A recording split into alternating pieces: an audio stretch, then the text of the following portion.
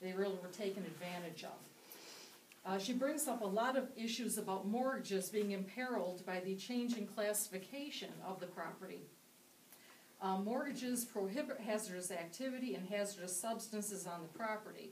Gas drilling does change that. You've changed now to an industrial classification that does impact your mortgage if you have one. That was something that was never disclosed. So many folks who do have mortgages really need to take a look at the impact of this on those mortgages. Greg May did an excellent write-up for Tompkins County regarding the issues that he had. He has testified to the New York State Assembly regarding that. One of the issues is, if people go forward with gas drilling, what will happen with their mortgage? Worst case scenario is, he said the mortgage could be called in, looking for full payment of that because they have changed the terms of their mortgage. Another big issue that has not been addressed through the DEC and the SGIS as of yet are the setbacks. The setbacks are not compatible with the underwriting laws as of this time. Our DEC setbacks right now allow drilling to happen 100 feet from a home or 150 feet from a school, a nursing home, a daycare center, that kind of thing. That does conflict with what the mortgage laws say for Fannie Mae and several of the big secondary mortgage market underwriters.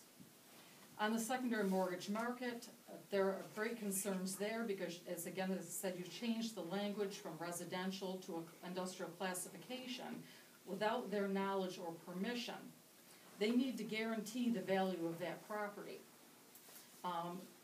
What we are seeing as we look historically and look nationwide, with industry impacts, we are seeing decreasing property values.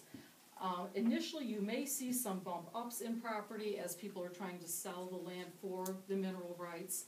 People are looking to take advantage of that. But when the wells are drilled, the gas is gone, then what is the value of that property? Whether it's an actual devaluation from contamination or it's just someone looking at it as a potentially contaminated property, that does make a big impact on what those values are. Now, on the areas where they have had direct impacts, whether it is from drilling on the property, whether it is from water contamination, air impacts from compressor stations, we are seeing devalued properties in those cases. For sales, folks that don't have water, if it's been contaminated with methane, are not able to sell that property for residential classification. One problem is getting a mortgage on it because you can't sell it if you don't have potable water. And the second issue is, who's going to buy it? Who's going to buy a property to live on if they don't trust the water? So that is one of the issues as well. So we really have to look at the long-term impacts of gas drilling on our property values. I will submit to you a paper that Harry Levine did for Otsego County, looking at some of those issues for towns. If drilling was to happen, what are the long-term impacts? Many folks are basically saying, if drilling happens next to them, if they are impacted, they can't sell their property, they aren't going to continue paying taxes on a property that has been devalued. That does have impacts for your town, for your tax base, and also for the school tax bases. So I would advise you to take a look at those things. Let's see, insurance issues. We've seen a lot in the paper recently about nationwide. We know traditionally that our home insurance does not cover pollution, and we're seeing more and more language. Now the issue is, if they're not covering that and your property does become impacted by either gas drilling on your property or a neighboring property, you have no coverage for that. So even if you have not agreed to have drilling on your property, if you are impacted by your neighbors, your insurance will not cover damage to your water or damage to your land because of that. So that is a very serious concern when it comes to insurance.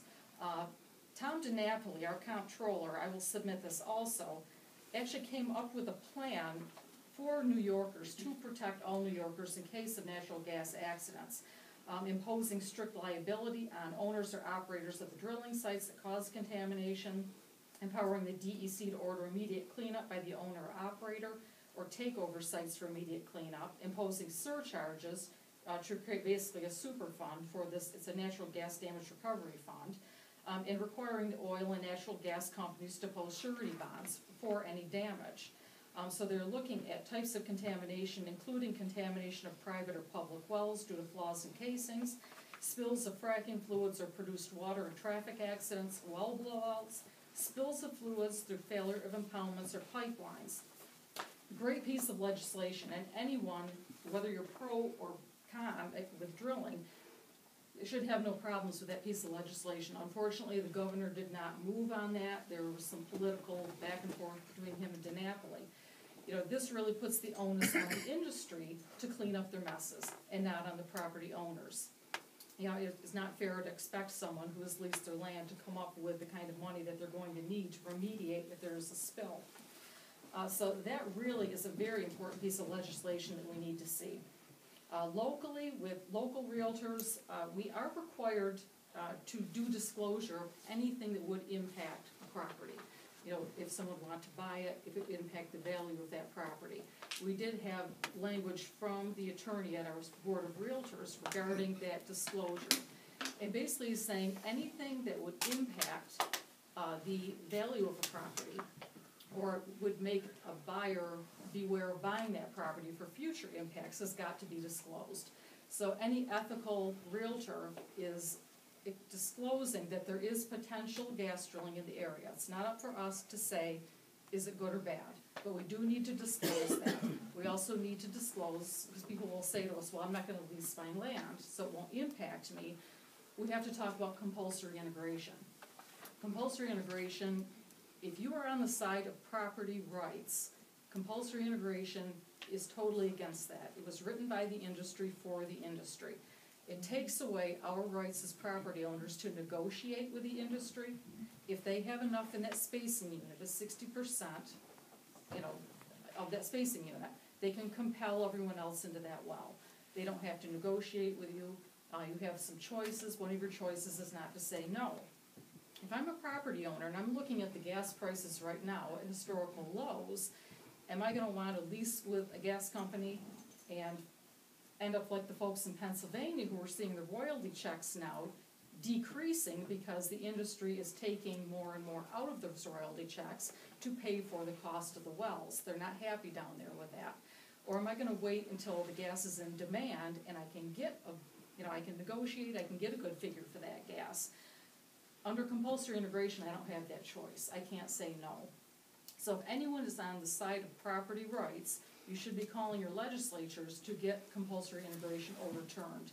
It was written by the industry for the industry. It has nothing to do with us as property owners and our rights. Our rights are being taken away by private industry. One of the things that you have to look at as well when it comes to ad valorem taxes, there's a lot of exploration to find out where the gas is. So we see that nationwide. So they go around, they drill the wells, they use the chemicals, they bring all the trucks, and you have all the impacts. But there's no guarantee you're going to get gas. I was at a public forum at another town recently, and the lawyer said to the town, well, you don't have to worry about a moratorium because you probably don't have any gas here. Then he went on to say, well, you can get $300,000 out of every well. One of the folks in the audience said, well, wait a minute, you just said we don't have any gas, so how are we going to make $300,000 a well if there's no gas, and why would you care if we pass a moratorium, to develop our comprehensive plan? Well, he really didn't have an answer for that. He was extrapolating numbers from Pennsylvania from their best wells. So the point is, if your town comes up dry with gas, then you still have had all the impacts, and you have the perception that all those fluids that have been left underground, there's the potential for migration through casings, either immediately or long term. The industry, in their own studies, shows us that casings do fail. They don't have a solution for it right now. So that is something that you've got to be cognizant of when it comes to long term. And if I am a buyer looking at buying property, do I want to take a chance on migration from casing failure, or do I want to go somewhere where there is no gas drilling so that I can protect my property investment? One thing that I think you have heard here, and I don't think is helpful to the discussion, and I know I've served on our school board locally for 12 years. Not an easy thing to do when you're faced with your residents, who, everybody wants a different thing, and you have to do the